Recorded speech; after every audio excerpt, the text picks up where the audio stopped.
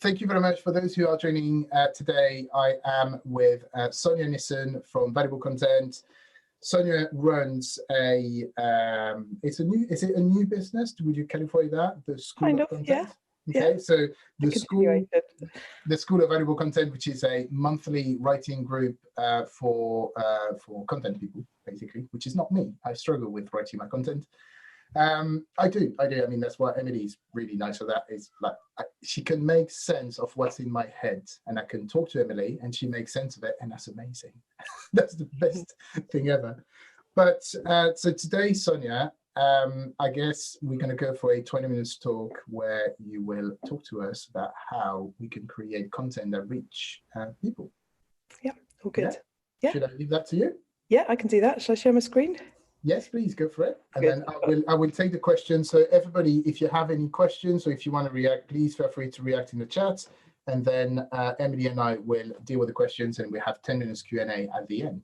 Cool. Can you enable screen sharing, Nick, as well? There we go. I knew technical. I'm not good with You knew Emily should have been in charge. I knew that. There we go. You should have it. All good. Great. I'm going to just go to desktop. Okay. It's great to see everybody. Let's just put that on view, present. There you go. Can you see that okay, Nick? Yes, I do. Fabulous. Okay, well, thanks ever so much for having me here.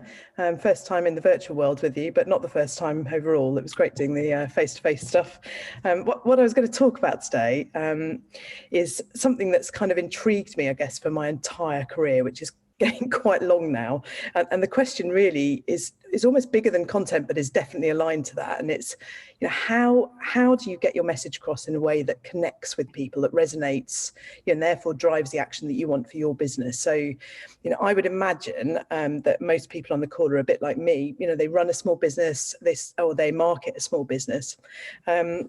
And as such, you know, all of us will want to promote what we do, share our ideas in a way that actually, you know, connects with the people that we serve, that we want to make a difference to.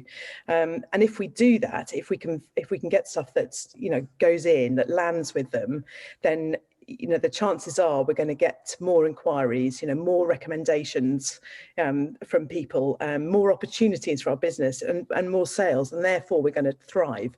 So I think it's a really, really important question. But the question is, how do we do that? You know, like me, you'll all have seen plenty of examples of stuff that doesn't connect. You'll have heard, you know, people have approached you via LinkedIn, via email, face-to-face with sales messages that absolutely don't hit the mark and put you off.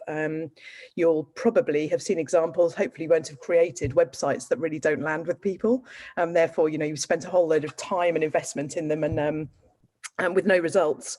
You'll certainly have, you know, received emails which you've blocked or, you know, discounted as spam.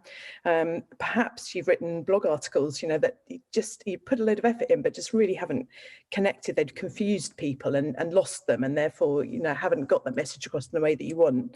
And even, you know, in bigger organisations, I work for Nationwide. Nick and I were just talking about that for a year, and you know, my department was a design department. We were looking to drive change internally, you know, and you may well have seen, you know, like in a big organisation, big change drives that just suffer from rotten tomato syndrome, if you like. You know, they just get blocked by the internal people because the message just hasn't landed. So that's the question I wanted to have a look at really today. And it's totally intrigued me. It intrigued me, you know, I was originally a salesperson. So, you know, in sales, as opposed to marketing, you can see whether a message lands or not. You know, in the old world anyway, you could see face to face whether it was connecting.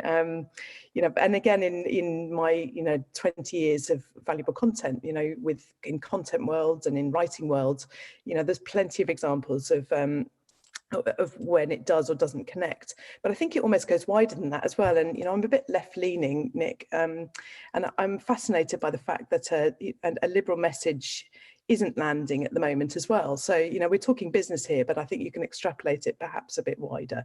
So, you know, that's what I wanted to talk about today. You know, how the hell do we get our messages across, our ideas across in a way that actually connects with people? Sound okay? I'll keep going. No, yes, go for it. I'm not gonna interrupt just now. I've noted 1 or 2 questions already, but I'm not gonna interrupt. Okay, that's fantastic. Thank you. So I'll give you a few pointers on this. I won't go on too long. All of these could be explored further, but just hopefully they'll give you a top line on it. I think, the first thing I've noticed in all my years is the importance of trust in the message. Now, my first business book, the one I first ever bought, was this one. It's a book called The Trusted Advisor, and it's 20 years old this month. It's a superb book. And in the sales environment, which I'd just come out of, it was fascinating to me because it actually boiled down trustworthiness into an equation. And I'll just quickly talk this through because this has real resonance with your messaging. So, there's a guy called Charles Green, who's become a friend of mine, who wrote the book.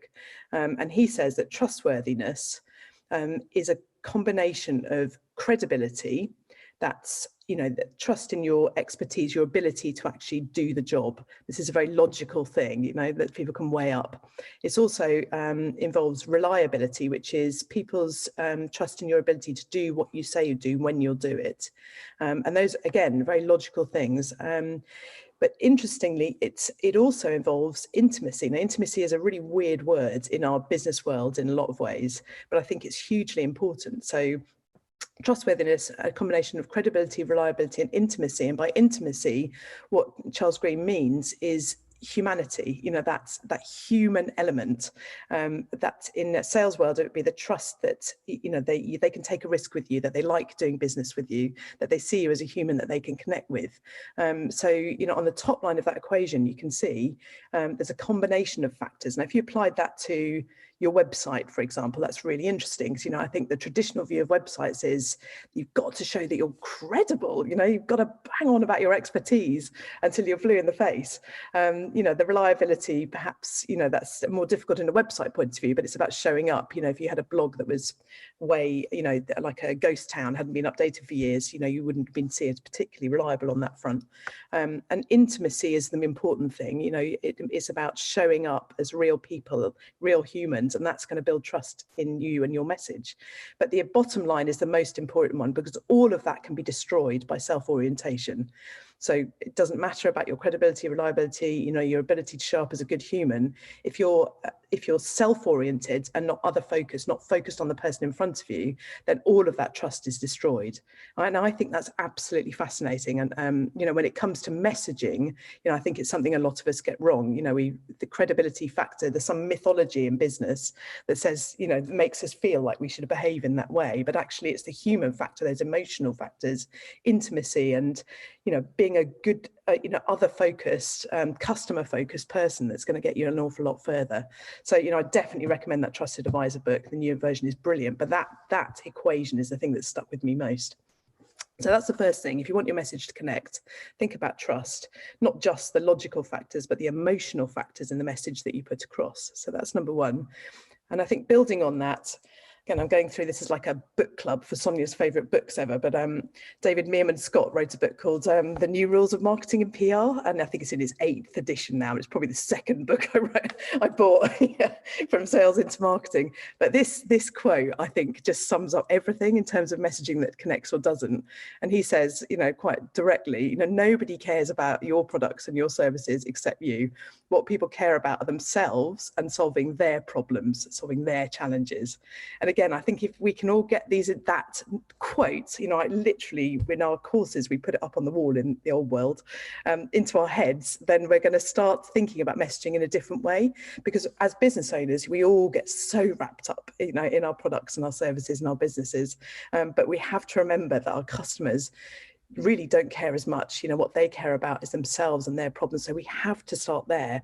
And I think, in terms of messaging, what I've noticed is, it's about understanding, this stuff, but, it's about understanding, really deeply understanding the people that you want to serve with your message, with your business, with your products, your services. That research side, that listening side is absolutely key. And from a messaging point of view, it's about then, hearing the words that they use and reflecting those back in the messaging, in the blog articles, in the websites that you create if you want it to connect. So it's about, really understanding and talking to people in their language. That's what's going to make a difference to you. Make sense? I'll move on. Good. Again, Sonja's favourite book list. This is you will have seen this before, but this is from a book and a TED talk, second most popular TED talk ever by Simon Sinek, which is the book and the talk called "Start with Why." And I think again, this is something that I've noticed from a messaging and a content point of view that people get wrong. Again, as business owners, we're focused on what we do, the products and the services we're creating, and when we're trying to get a message across, we tend to make the mistake of focusing on what and actually what people need first of all is for us to move up a bit, a more sort of helicopter view, and actually to start with why it matters to them. What's the vision? What is this going to do for them and their worlds?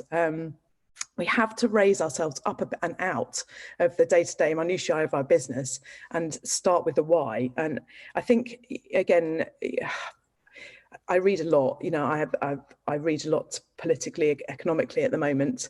And a lot of that is down in the weeds as well, and what excites me is when somebody paints that vision of the future, and then in my head, I can connect, the smaller parts of what they're saying to a bigger vision. It's that, big pictures, start with the why. So I think that's really important as well. And I wanted to give you an example of this. You right, Nick?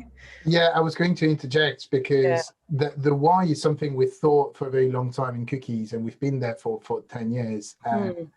I think a couple of years ago, I came up with this phrase, which is in fact at the heart of everything we do, which is we want to make the web a better place.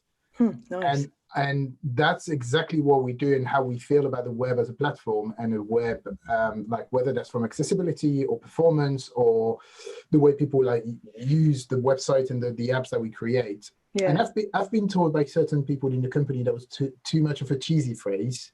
But somehow I've seen that phrase start being used in internal presentations last week. So I think it's going to make a comeback. So it just sometimes you find when you work in a digital world, sometimes it's a bit difficult also to find your why. It's like, is there really a why, and where do you find it? And for us, it took a very long time to find this why in a way that it actually made sense for everybody.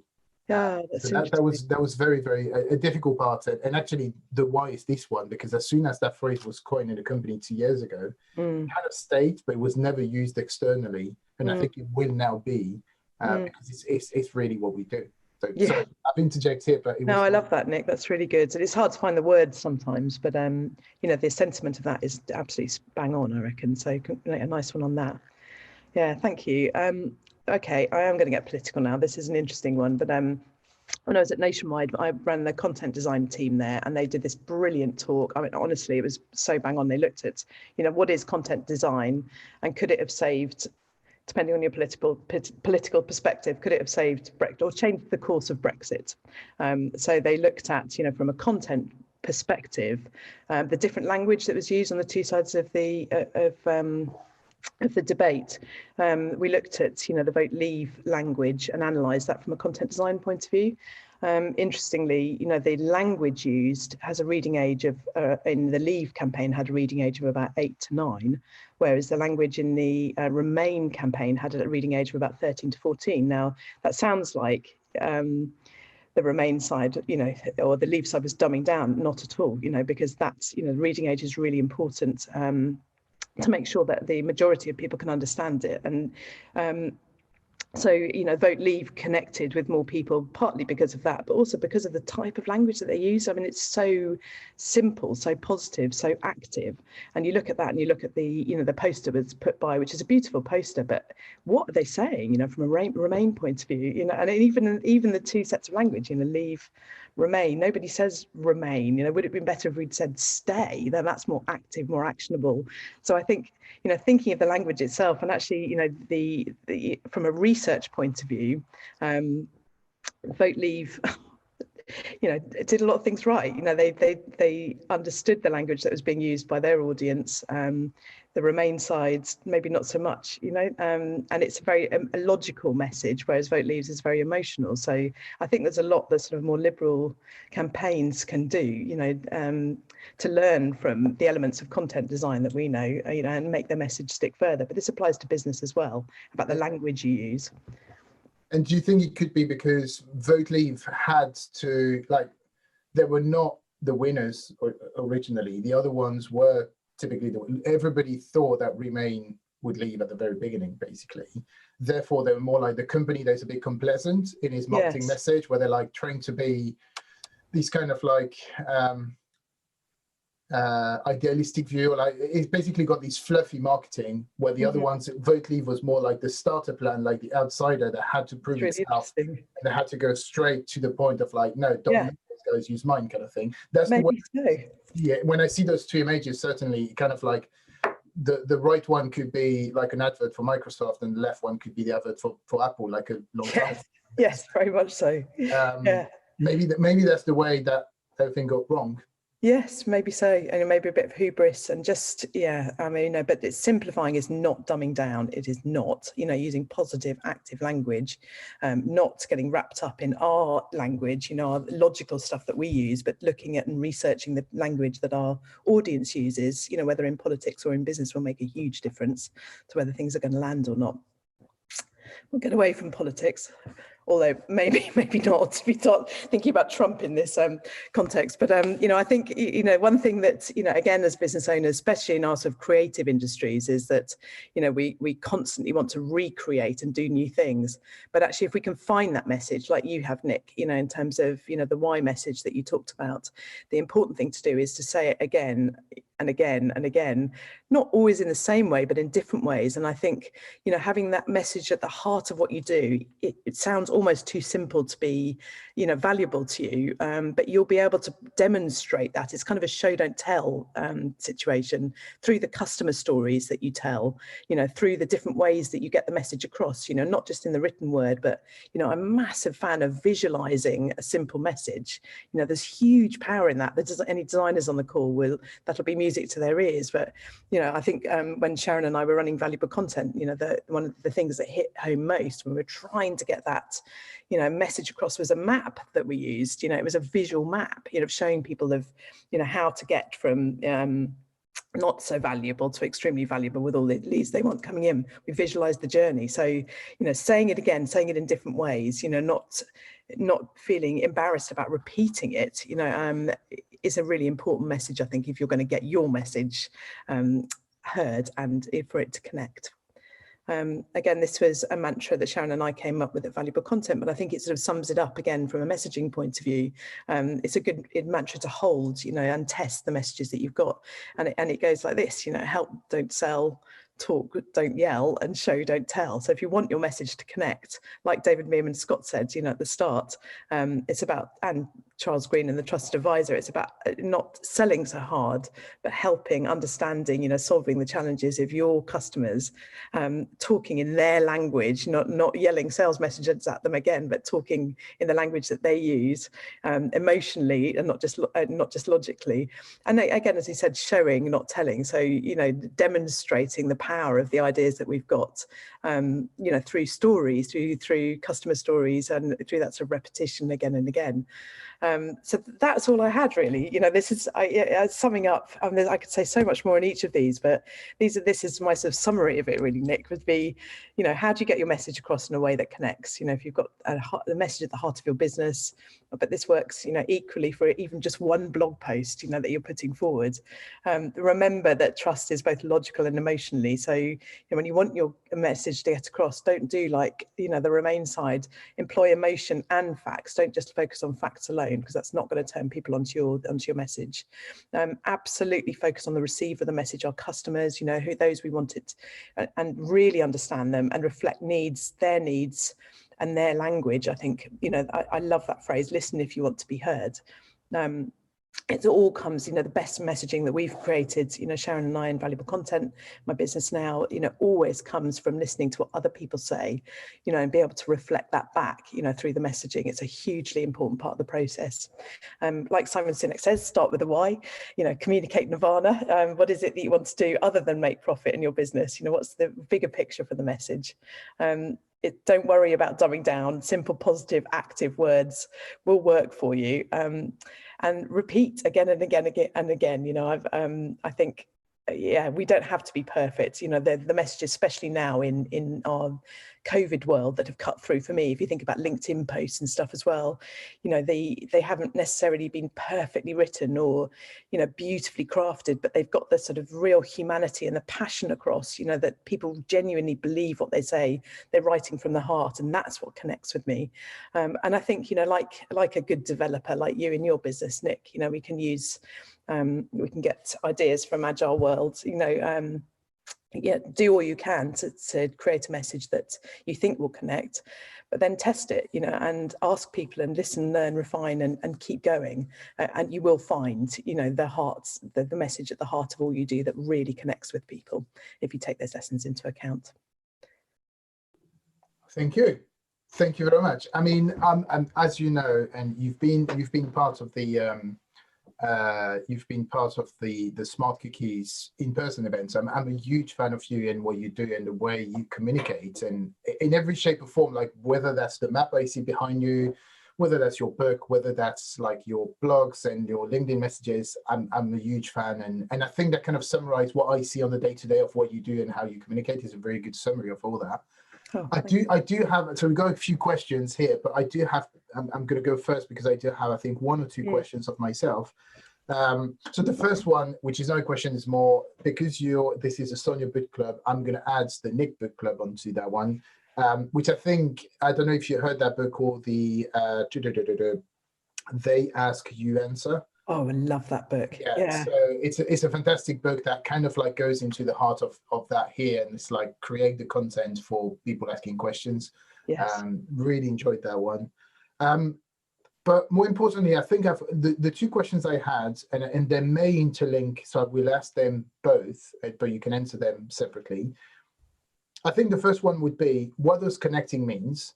And actually, like, what does the word connects means? Like, when we connect, when a message connect, does it mean that people are going to buy, or does it mean that people are going to interact with your message? Like, what does connections mean? Because in my world, for me, connection would mean that actually people sees us and that we're always in the forefront of their mind, rather than they go and convert and do something, basically.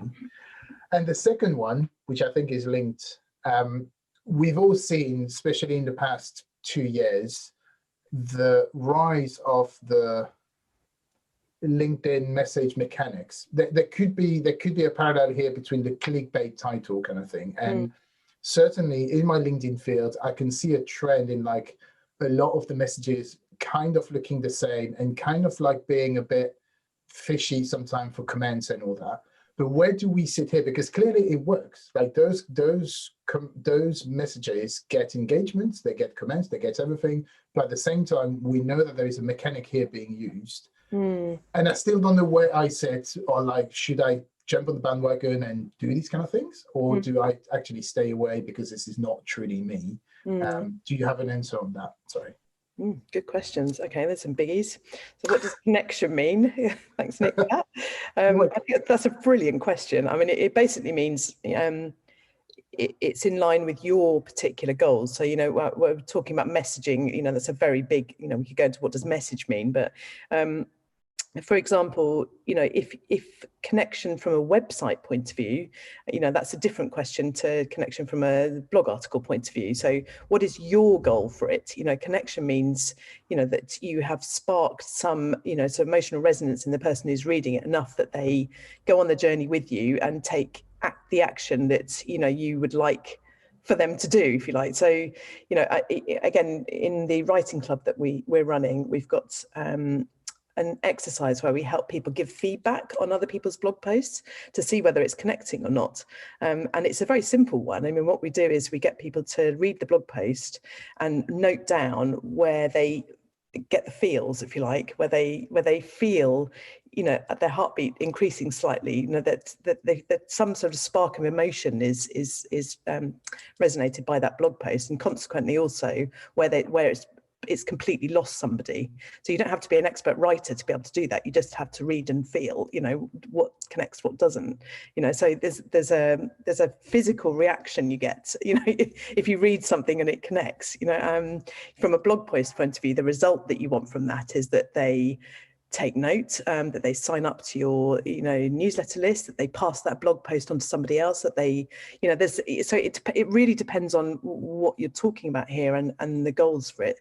Connection from a political messaging point of view is different from, what we want in businesses. But it's about sparking emotion and action, positive emotion and action, I think. Does that make sense?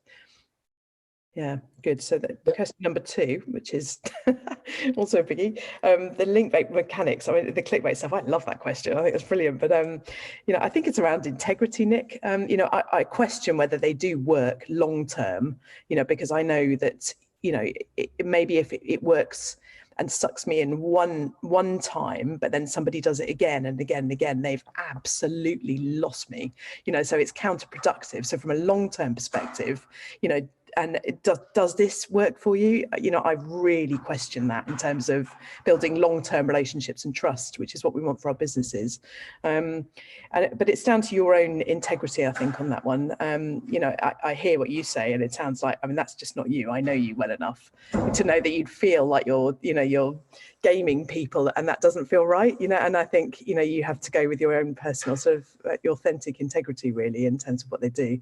I would have personally avoided like the plague. There's much better ways for taking a long-term view to connect with people than to go down those sort of LinkedIn spammy, fake mechanics. That's my view. Long-term, think long-term, not short-term. Oh yeah. I will tend to agree on that, but it's true that again, it's not just one person, it's like a lot of people using the same mechanics that are coming probably from the same source, but we've all seen them recently.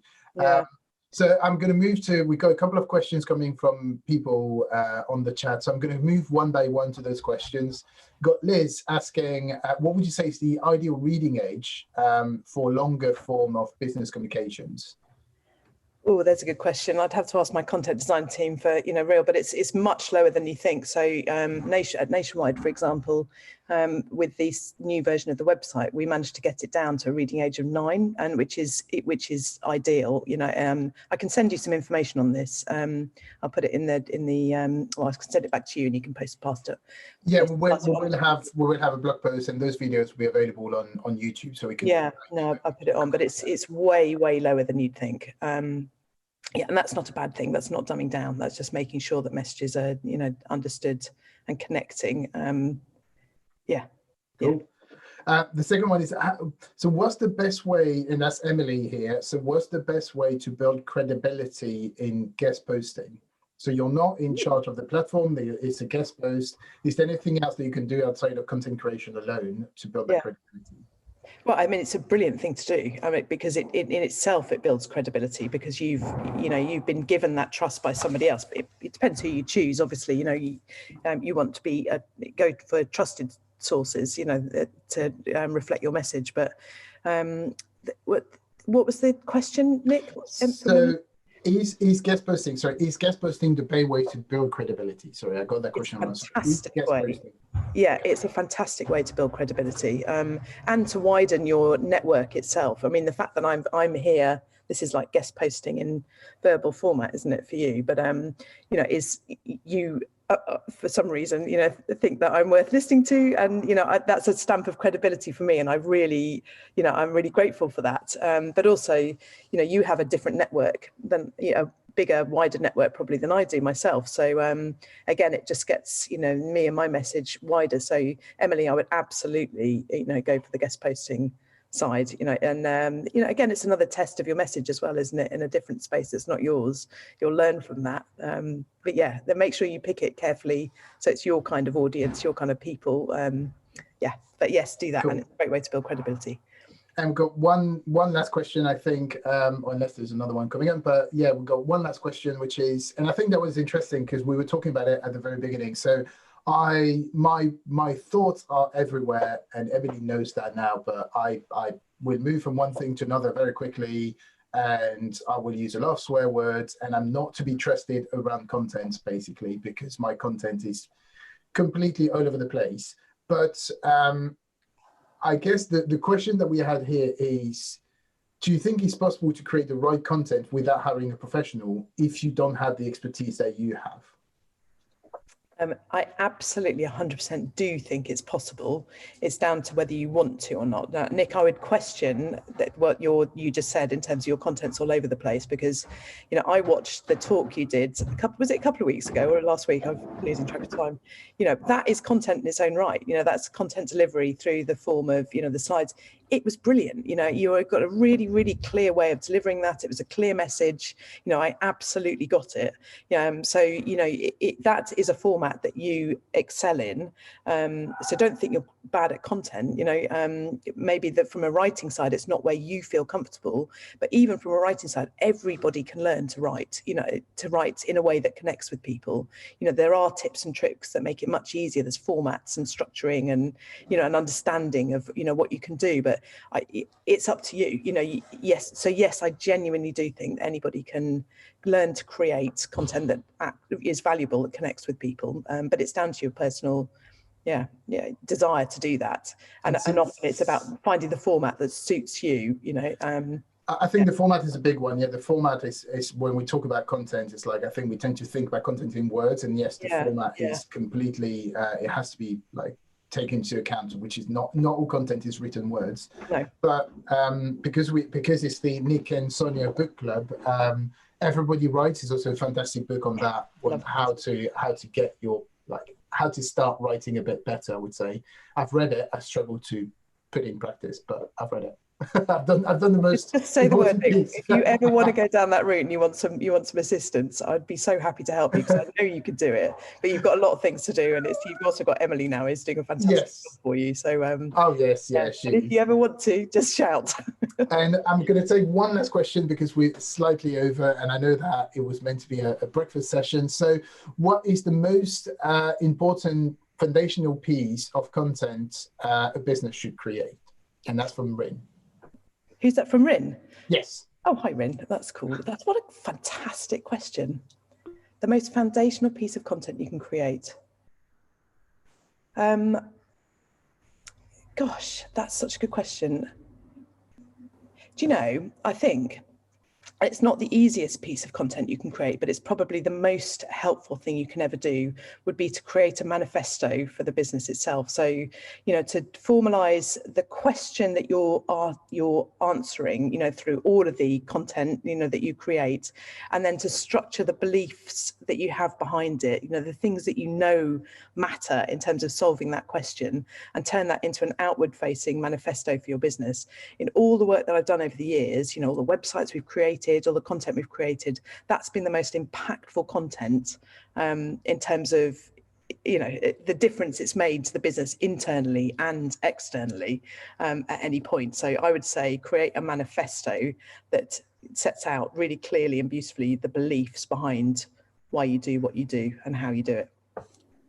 Good luck if you're going that route, because that's really hard. It is. Oh, yes. Challenge, yeah. Yes, it's a lot of challenge. Creating the manifesto is. Great question, though. Thanks, Rin. Right. So I think we're gonna wrap up now. So if you have any kind of notes or links that you want to share, especially there's been a few questions around the reading edge, I think people would welcome that. So what we're going to do, if you go to cookieshq.co.uk and you can sign up to the newsletter, we'll have a blog post out in, I want to say a few days, where we will put those links that Sonja is going to share with us, and we will also put this video on our YouTube channel. But if you follow us somewhere, Twitter, LinkedIn, or whatever, you should find it, basically. Sonja, thank you so much for today. I've really enjoyed it. Thanks, Nick. I love it. Really enjoyed it. As usual, this has been a wonderful session. And everybody, I hope you all have a great day, and we see you in 2 weeks. And I want to say that this is going to be for the SEO talk. Emily, can you just confirm with me that this is correct? That's correct. So yes, in 2 weeks, we will see you with John Payne from Nosy Little Monkey, and he's going to talk to us about the art of technical SEO. So that should be another good one. John is a fantastic speaker. He's like one of the most engaging person that you can find online. So I think it's going to be a very, very good one. Sonja, thank you very much. And I speak to you very soon. See you soon. Bye.